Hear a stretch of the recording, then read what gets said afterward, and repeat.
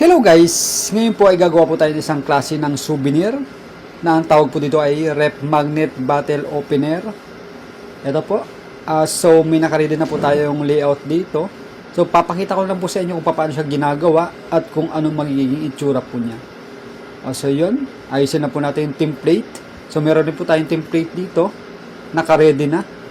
So ready to print na lang po natin ito. Ito po, i-print na po natin. So, isang piraso lang po yung gagawin natin dahil ito po ay sample lang naman po.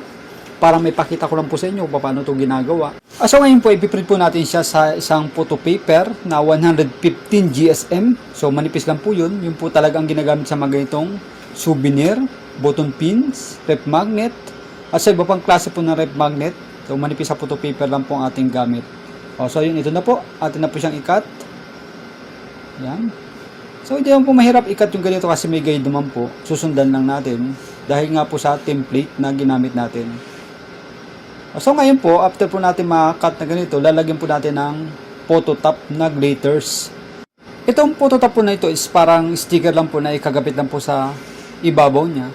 Then, kung marami pong gagawin po natin is kailangan po natin padaanin sa laminating machine na naka-cold lang po. So, yung kailangan po natin ikat yung gilid po ulit niya para malinis po yung pagkakabilog kasi kailangan po natin itong bilogin na maayos dahil gagamit po tayo ng button press para mailagay po natin sa pinaka-rep magnet nya. So ito po yung gamit po nating button press. So madali lang pong ilagay po ito dahil dalawang press lang po, okay na po ito. So yun, ito po yung pinaka-last nating press. So maghiwalay po yan, picture and dun sa rep magnet sa likod. Okay po. Okay, ito na po. Tapos na po ang ating ginawang rep magnet bottle opener. Ito po yung likod niya. So, ito po yung dumidikit. Then, ito po yung harap. Kung makikita nyo po yung pinaka-glitters na nilagay natin photo top. Ito po, nag-reflect.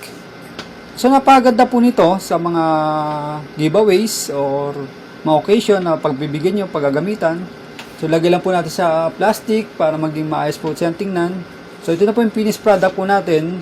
Sa mga magpapagawa and gustong gumawa, ito lang po susundan yung tutorial po natin.